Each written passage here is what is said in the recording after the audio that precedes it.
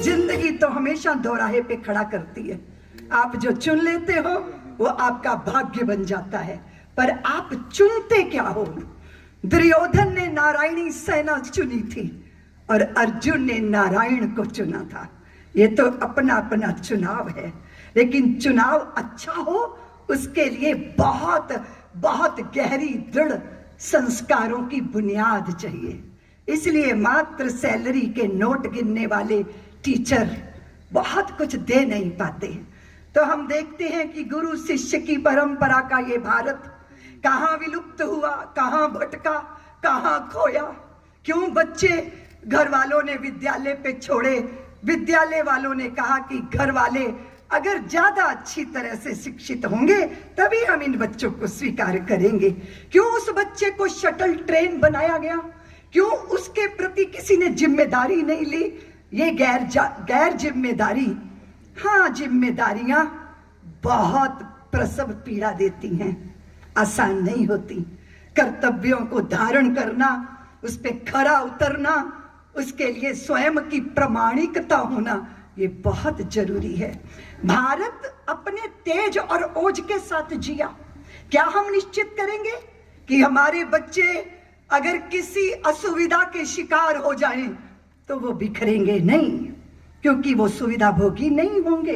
पत्थर जो चोट खा के टूट गया कंकर बन गया, और पत्थर जो चोट को सह गया शंकर बन गया। उसको हर परिस्थिति में, हर हालात में, हर प्रतिकूलता में सीना तान के खड़े होने की सामर्थ्य होनी चाहिए। ये तब होगा जब वो देह से परे के सत्य को जानेगा, जब ये समझेगा कि मैं पदार्थों के लिए नहीं हूं, हाँ पदार्थ मेरी सुविधा के लिए है। के शुभारंभ के अवसर पर आप सबको बहुत बहुत बधाई और शुभकामनाएं देता हूं। माता वैष्णो देवी से प्रार्थना करता हूं कि आपका यह विद्यालय आने वाले दिनों में इस क्षेत्र में शिक्षा की प्रगति में सहायक हो और एक कीर्तिमान स्थापित करे। बहुत ही ओजपूर्ण बात अभी दीदी माँ ने कही है। हमारे यहाँ कहा गया है कि बृहम वदेम विदथे सुवीरा, हम उत्कृष्ट वीरता से युक्त होकर ज्ञान की यात्रा शुरू करें और शास्त्र चर्चा में भाग लें। जिस देश की परंपरा में इस तरह का आध्यात्मिक भाव मौजूद हो, वहां लोग सोचते होंगे कि क्वालिटी एजुकेशन में नवीनता लाने में ज्यादा मेहनत की आवश्यकता नहीं पड़नी चाहिए। किन्हीं कारणों से अतीत में कुछ इसका उल्टा हुआ और हमारे देश में एजुकेशन सेक्टर लंबे समय तक एक ठहराव हमारे देश ने देखा। आप कल्पना नहीं कर सकते कि उस ठहराव ने समाज की सोच पर कितना गहरा आघात किया है। भारतवर्ष स्वयं अपने आप पर गर्व करना भूल गया था। विदेशों से लोग आते थे तो पॉवर्टी टूरिज्म करने के लिए भी लोग जाने लगे थे। देश उस हालत में पहुंच गया था।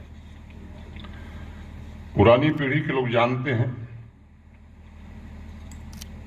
इसमें भी बहुत लोगों को पता है, देश के बाहर जब दुनिया के बाकी देशों में हम जाते थे तो हमारे पासपोर्ट की कितनी इज्जत होती थी।